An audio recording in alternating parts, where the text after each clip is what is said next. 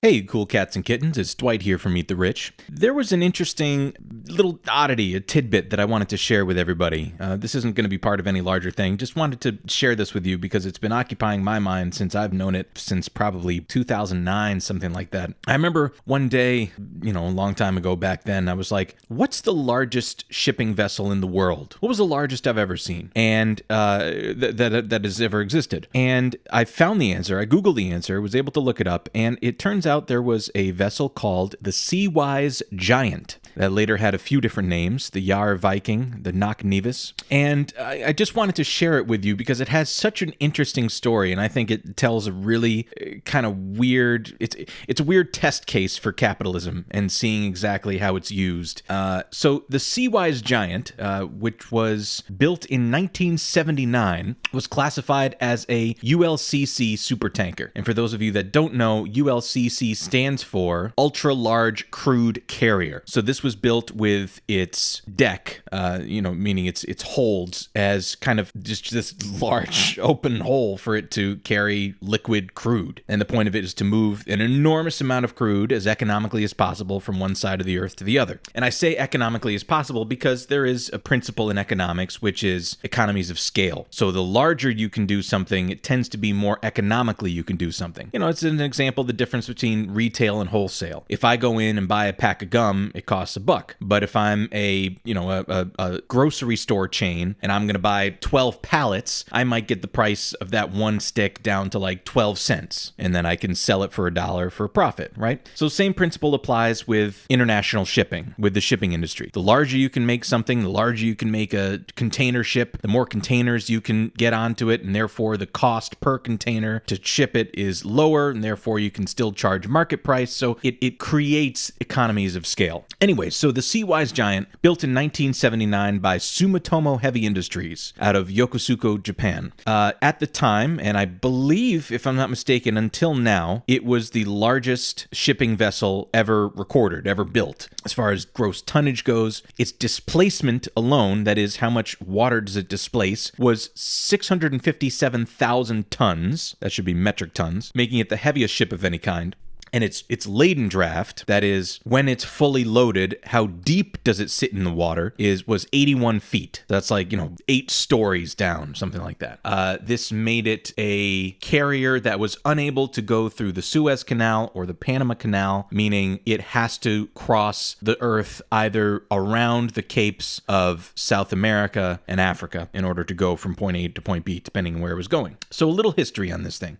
It was built in 1979, as I said earlier, and it was unnamed for a long time, identified by its hull number 1016. During its sea trials, the 1016 exhibited severe vibration problems while going astern. The Greek owner, and this is typically how it goes, is that there's these large conglomerates that basically create a new company every time there's a ship built. Of course, the implication is that since there is since the vessel is its own company, if for instance the company were to go down, fucking literally, it wouldn't tank, no pun intended, the rest of the company that is the holdings company that owns it. A lot of weird configurations of kind of companies and shell companies and holdings companies and jurisdictions, of course, with maritime law and stuff. Anyway, so the Greek owner refused to take delivery of it, and the vessel was subject to a lengthy arbitration proceeding. After the settlement, the vessel was sold and named Opama by SHI. The shipyard exercised its right to sell the vessel, and a deal was brokered with Hong Kong Orient Overseas Container Line to lengthen the ship by several meters, I don't even know how you do that, and add 146,000 tons of cargo capacity through jumboization. For those that don't know what jumboization means, it's a technique in shipbuilding consisting of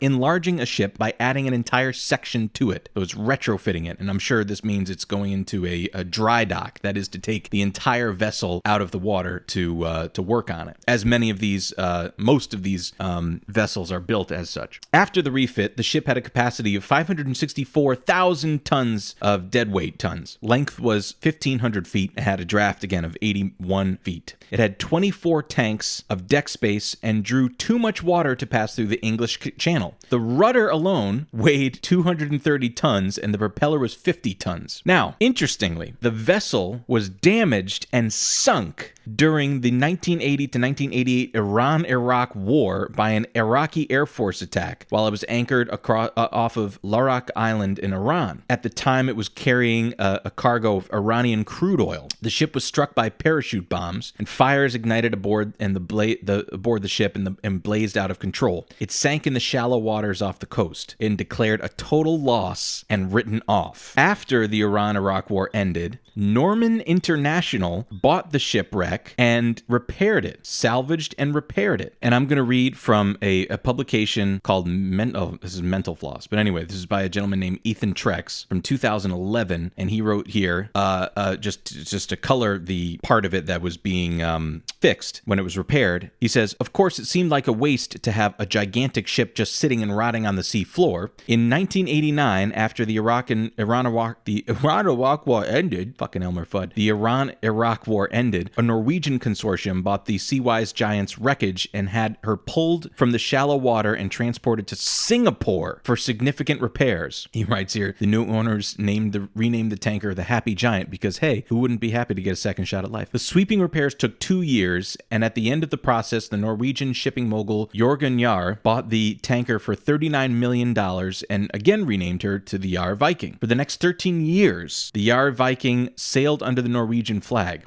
By 2004, it had started to become clear that while the gigantic tanker was certainly an engineering marvel, it wasn't the most practical vessel for conveying oil in the modern economy. The economics of powering such a huge ship that meant that some gargantuan tankers operated at a loss. Capitalism's great. Furthermore, the Jahr Viking's massive size meant that actually sailing the thing was a pain. It couldn't navigate the English Channel, and the tanker's 81-foot draft meant that her crew had to remain vigilant about the very real risk of running aground in waters that were no problem for smaller ships. On top of that, while the tanker could get up to a speed of 16.5 knots in ideal conditions, it wasn't great at slowing down. It took over 5 miles for the vessel to stop when it was running at that speed. The Jahr Viking may have outlived its usefulness as a tanker, but it wasn't totally worthless. In 2004, First Olsen Tankers bought the ship and began converting her into a stationary storage tanker, another name change to the Knock Nevis. The tanker ended up permanently moored in the Persian Gulf's Al Shaheen oil field off the coast of Qatar as a floating storage and offloading vessel. This is the last part of it here. The Knock Nevis lasted 5 years in this job before her owners decided that the behemoth no longer made sense as a storage vessel either. It was time for her to meet the same fate as the 4 aforementioned Batulus-class supertankers that rivaled her size. She headed for the scrapyard. The ship's name was changed to Mon for its final voyage to India's Alang Sosia shipbreaking yards in 2010. Even dismantling the ship turned out to be an epic task. The Times of India reported that the project would take a year and require as many as 18,000 laborers. In the end, the Seawise Giant could survive a missile attack from Saddam Hussein's Air Force, but she couldn't withstand the pressure from changing oil markets. For those of you that don't know how they do shipbreaking, it's fucking hilarious. Basically, they have a skeleton crew piloting the vessel. They take all the cargo out of it so that it's not sitting in draft. It's at its highest out of the water as it is. It's the lightest it will be, displacing the least amount of water. And they basically run it at full speed onto a beach. Seriously, like take a listen. Just go on YouTube and look up shipbreaking. For that matter, you should also take a look at ship launching, which is amazing how they do it. But basically they run it aground and then break out the blowtorches and start tearing the thing apart. Of course, turning it into scrap metal that can be sold, so there's a certain currency that the ship has. Basically, I mean, for every life cycle of a good, there's always people that will try to extract profit out of something, even if that means killing it. And as such is the case for the Seawise Giant. I'm sure she's fucking mailboxes by now. Anyway, hope you enjoyed this little vignette and stay cool.